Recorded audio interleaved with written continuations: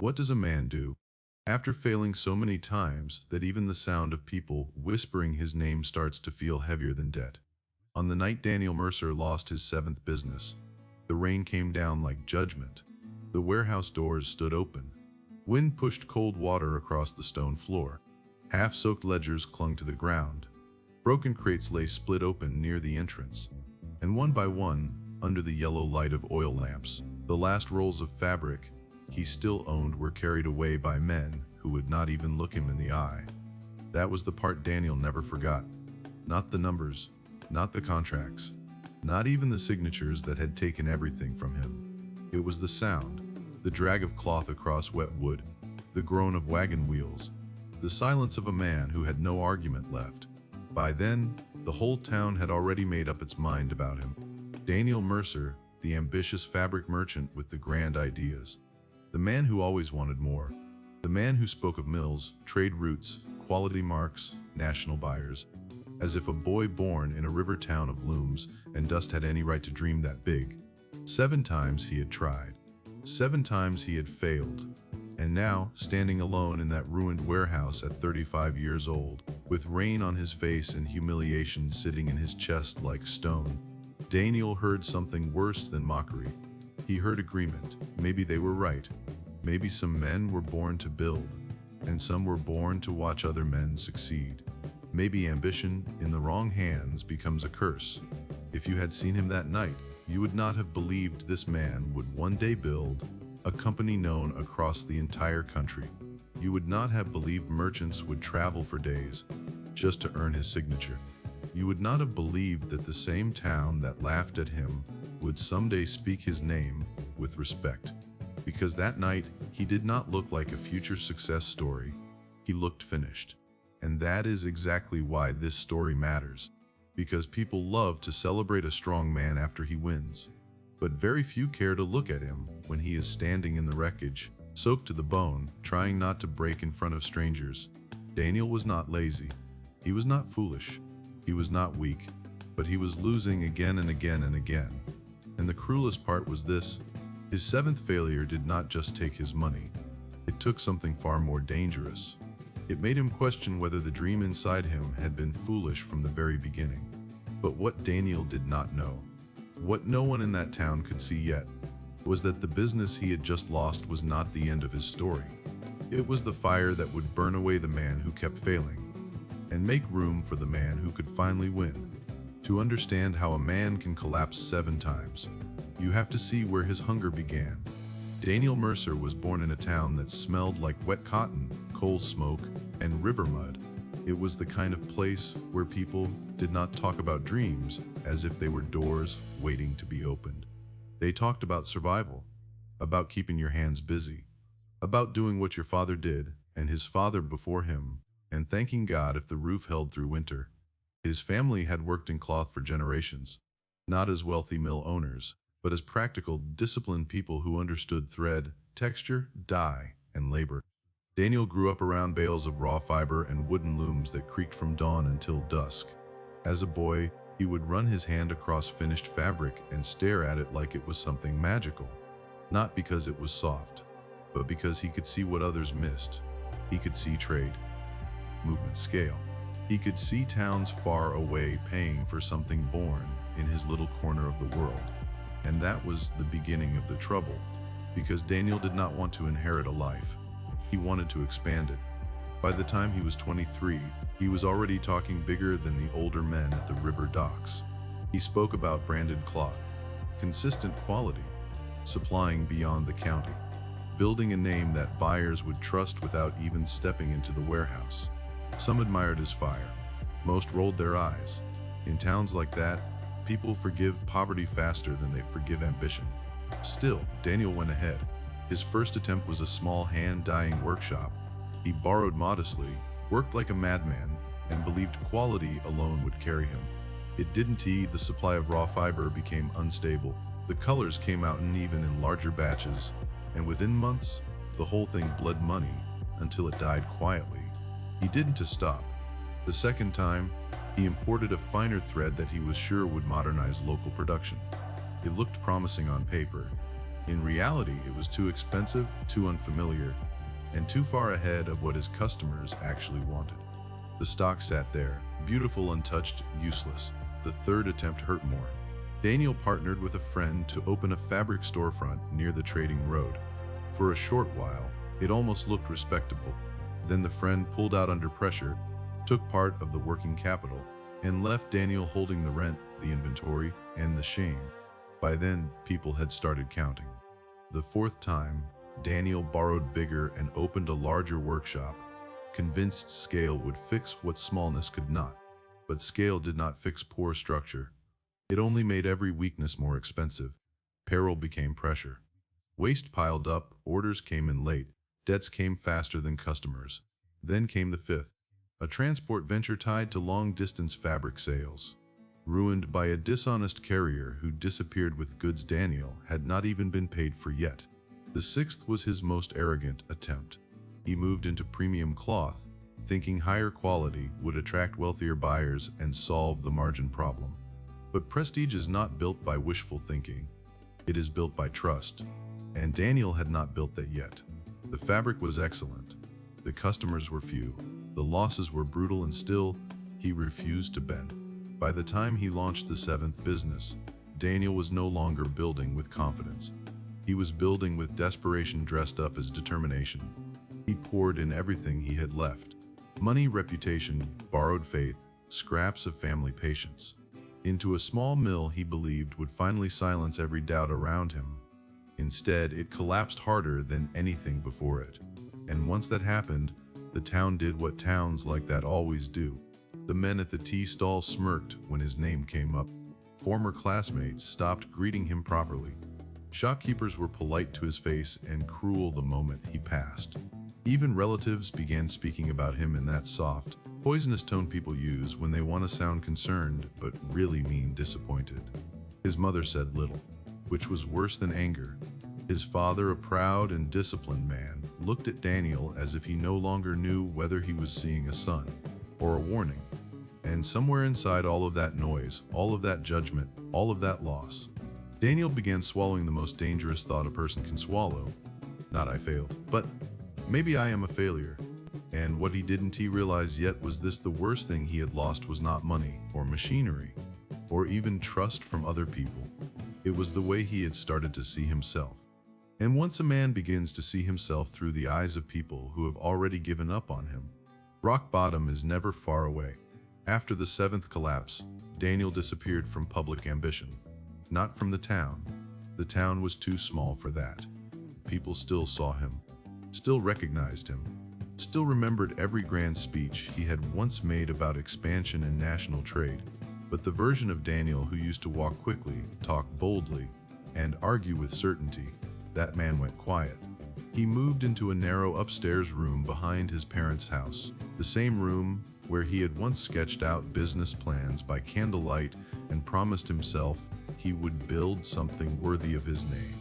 Now the papers were gone, the ledgers were gone, the energy was gone. What remained was a bed, a chair, a cracked wash basin, and a man trying very hard not to let shame swallow him whole. But shame is patient. It sits with you in silence. It follows you to breakfast. It stares at you when your father says nothing. It grows louder when your mother pretends not to notice how little you eat. Daniel needed work, not pride, not dreams. Work. So he took what he could get. A merchant on the east side of town, a broad-shouldered wholesaler named Abram Pike, hired him to do inventory and loading work inside a fabric warehouse. It was not the kind of job Daniel would once have accepted. He was not making decisions. He was not negotiating deals. He was counting bolts of cloth, checking delivery marks, sweeping dust, hauling stock, and writing numbers in someone else's ledger while younger men took orders from people with less knowledge than he had. That was the humiliation of it. Daniel knew fabric. He understood fiber, dye behavior, weave strength, shrinkage, finish quality. Probably better than half the men who were now above him. But knowledge without position is a silent burden. And every day he carried it still. Something began to happen there. At first, Daniel only worked, head down, no opinions, no risk, no hope. Then one evening long after sunset, He stayed late helping unload a shipment of tightly wrapped premium cloth that had arrived from another region.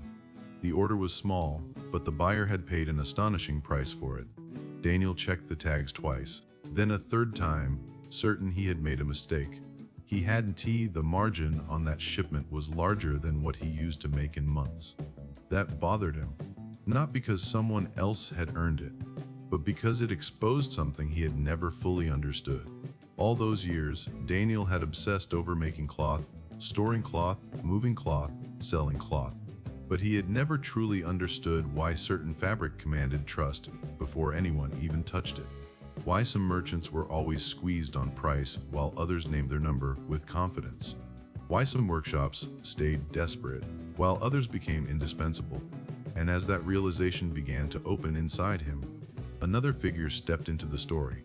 His name was Elias Rowan. Elias was older, lean, sharp-eyed, and known in the trade as a man who spoke little but saw too much. He supplied specialty materials to some of the best buyers in the region and had a reputation that felt almost carved from oak. Steady, earned, impossible to imitate. Daniel had seen him in the warehouse before, always calm, always observant, never wasting words. For weeks Elias said nothing. Then one cold morning, after watching Daniel inspect a damaged bundle more carefully than the warehouse manager had, he finally spoke. "You still look at cloth like a man who thinks it can change his life." Daniel gave a tired half-smile. That way of thinking nearly ruined mine. Elias did not smile back. "No," he said, "your way of doing business ruined it. Not your belief." Daniel looked up, really looked up. For the first time in months, Elias stepped closer and lowered his voice.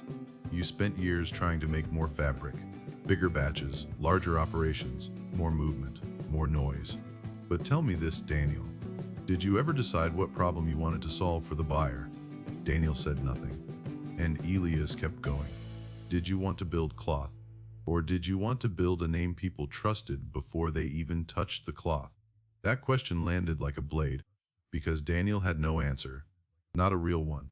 For the first time, he began to sense that maybe his failures had not come from bad luck alone. And maybe, just maybe, there was still one road left. But what he didn't know yet was how much of his old self would have to die before he could walk it.